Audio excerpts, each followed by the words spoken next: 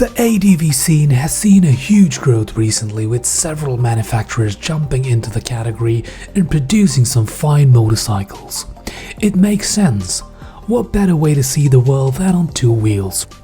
And for those times when a paved road ends and a dirt road begins, an adventure bike is the perfect vehicle to take you to the corners of the globe. The big displacement ADVs are as popular as ever, with a few new models entering the ranks. At the same time, the established players in the field have had to step up their games to compete.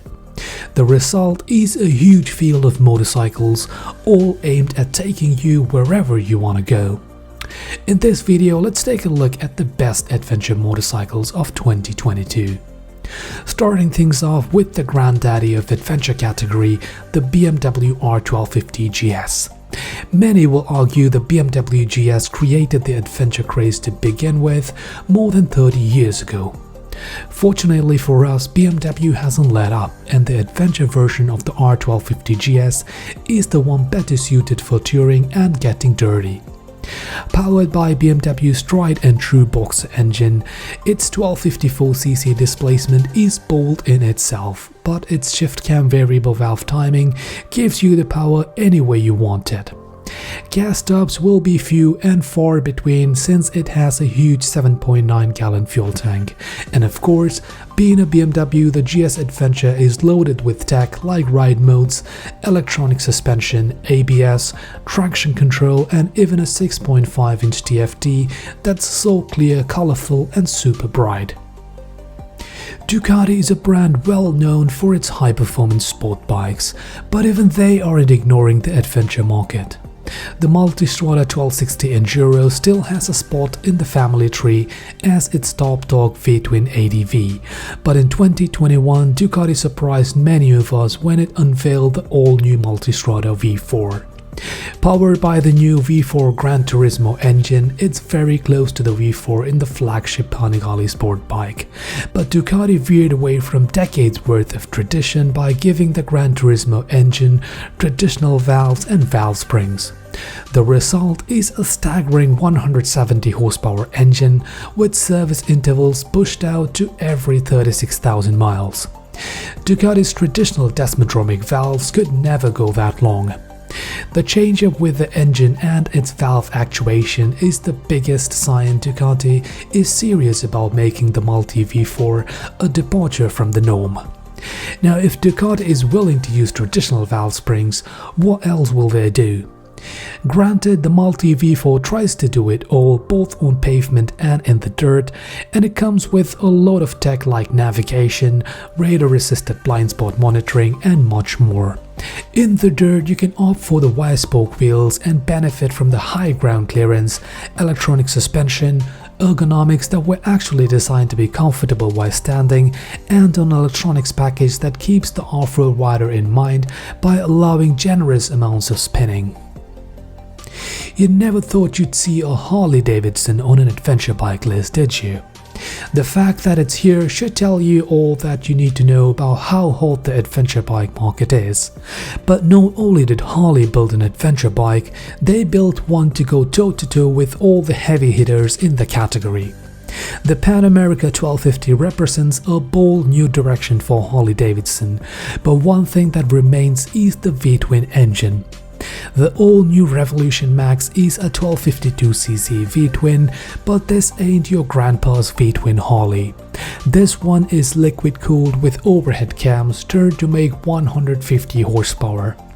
It's also a stress member of the chassis, reducing weight as well. Designed with adventure touring in mind, the Pan America can easily cruise down the highway. It is a Harley after all, but when the urge comes to veer off the paved path and head into the dirt, it's ready for that too. Long travel, semi-active suspension, a 19 by 17 inch wheel set, and a full array of electronic goodies ensure you have a good time no matter what sort of terror is underneath you.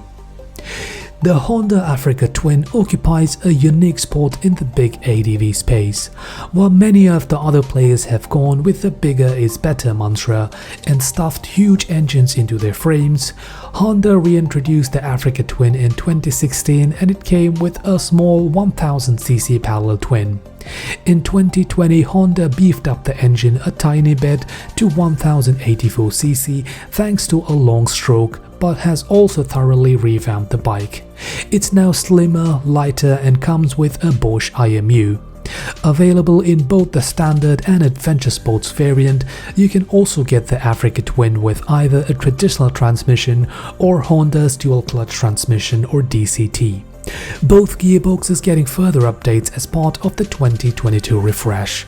As far as adventure chops go, the Honda Africa Twin gets 9.1 inches of suspension travel and the Adventure Sports gets electronic suspension as well.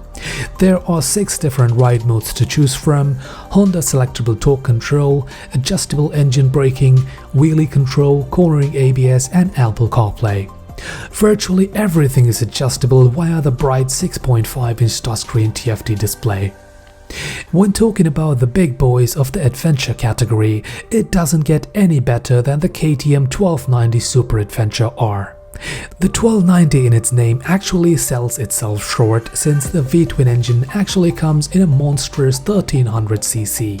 KTM claims 160 horsepower and a crazy 103 pound-feet of torque. It's wrapped in KTM's signature trellis frame with long travel, fully adjustable WP suspension. Further off-road chops include tubeless Y-spoke wheels measuring 21 in the front and 18 inches in the back, Brembo brakes and a 6.1-gallon fuel tank, ensuring you won't have to worry about gas very often. You can practically control everything on the bike, like the cornering ABS, traction control, ride modes including a dedicated off-road mode, and a whole lot more from the 6.5-inch TFT display, which is bright and colorful even in direct sunlight. The Triumph Tiger 1200 range consists of a total of 5 models. Now I'm gonna focus on the adventure one here, the Tiger 1200 Rally Pro. It's powered by a 1160cc 3-cylinder engine, making 147 peak horsepower and 95 pound-feet of torque. The engine is suited for loose conditions and provides linear, easy-to-use power. The Y-spoke wheels measure 21 inches in the front and 18 in the rear for great off-road traction and a wide array of available tire options.